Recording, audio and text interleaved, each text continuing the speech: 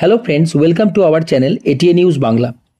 বন্ধুরা, যারা চ্যানেলে প্রথমবার এসছেন তারা চ্যানেলটি সাবস্ক্রাইব করুন এবং বেল আইকনটি প্রেস করতে পারেন নতুন নতুন ইনফরমেশনের জন্য। আজকে গ্রুপ সি এবং গ্রুপ ডির এসএসসি 2025-এর পরীক্ষা সংক্রান্ত একটি বিশেষ আপডেট আপনাদের সামনে দিতে চাই। তা হলো 8,700 গ্রুপ সি এবং গ্রুপ ডি পদের যে আবেদনের প্রক্রিয়া শুরু হওয়ার কথা ছিল 16ই সেপ্টেম্বর থেকে 31শে অক্টোবর পর্যন্ত, তা কিন্তু আপাতত রদ করা হয়েছে। এবং এসএসসির ওয়েবসাইট, সেটা নিউ হোক বা ওল্ড হোক, যে ওয়েবসাইটেই আপনি খুলবেন তাতে কিন্তু রিগ্রেট বলে একটা লাইন লিখে দেওয়া হচ্ছে এবং সেখানে পরিষ্কার বলা হচ্ছে যে আপাতত এই আবেদন প্রক্রিয়াটি বন্ধ রাখা হলো এবং পরবর্তী আপডেটের জন্য আপনারা এসএসসির ওয়েবসাইট ফলো করুন।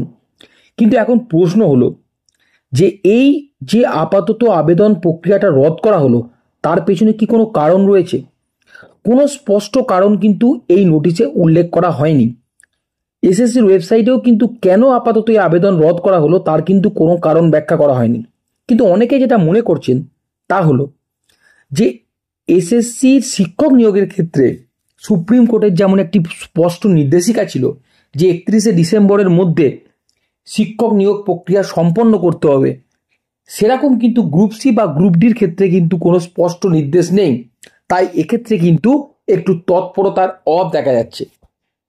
পাশাপাশি সরকার শিক্ষক নিয়োগের ক্ষেত্রে যতটা তৎপরতা দেখিয়েছে, অর্থাৎ আপনারা দেখেছেন সুপ্রিম কোর্টে 23 এপ্রিল যখন গোটা নিয়োগ প্যানেল বাতিল করে দিল, তখনই সরকার তার পরপরই যে সুপ্রিম কোর্টে গিয়ে যেভাবে বলেছিলেন যে আমাদের স্কুলগুলো কিন্তু অচল হয়ে যাবে শিক্ষকের অভাবে, সেক্ষেত্রে যে তৎপরতা শিক্ষক নিয়োগের ক্ষেত্রে দেখিয়েছিলেন সেই তৎপরতার কিছুটা অভাব দেখা যাচ্ছে বলে অনেকে মনে করছেন। আবার অনেকে একটা টেকনিক্যাল এররের বিষয়টি দেখছেন, কারণ আপনারা জানেন যে শিক্ষক নিয়োগের ক্ষেত্রে আবেদন যেমন 5.5 লাখ থেকে 6 লাখের মধ্যে ছিল, এক্ষেত্রে কিন্তু আবেদন প্রায় 35 থেকে 40 লাখের মতো আবেদন জমা পড়বে।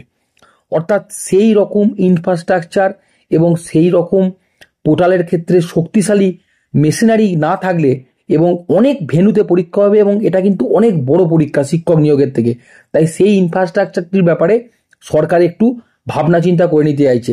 তাছাড়া সামনেই দুর্গাপুজোর এবং উৎসবের মরশুম আসছে, তাই এই মরশুমের ক্ষেত্রে একটু রিলিফ দেওয়ার কথা ভাবনা চিন্তা করা হচ্ছে। আবার অনেকে এমনও বলছেন যে এই যে 8,700 পোস্ট আছে, যেহেতু স্কুলগুলোতে নন টিচিংয়ের ক্ষেত্রে অনেক পোস্ট ফাঁকা, সেহেতু পোস্ট আরও কিছু অ্যাড হতে পারে বা পোস্ট আরও কিছু বাড়তে পারে, সেক্ষেত্রে সংখ্যাটা প্রায় 15,000ও ছাড়িয়ে যেতে পারে, এরকম সম্ভাবনার কথাও কেউ কেউ বলছেন। তা এইটুকু আপডেট আজকে আপনাদের সামনে আমরা শেয়ার করলাম। পরবর্তী যা আপডেট পাবো সঙ্গে সঙ্গে আমরা আমাদের চ্যানেলের মাধ্যমে আপনাদেরকে জানিয়ে থাকবো। পাশে থাকার জন্য ধন্যবাদ। Thanks for watching the video.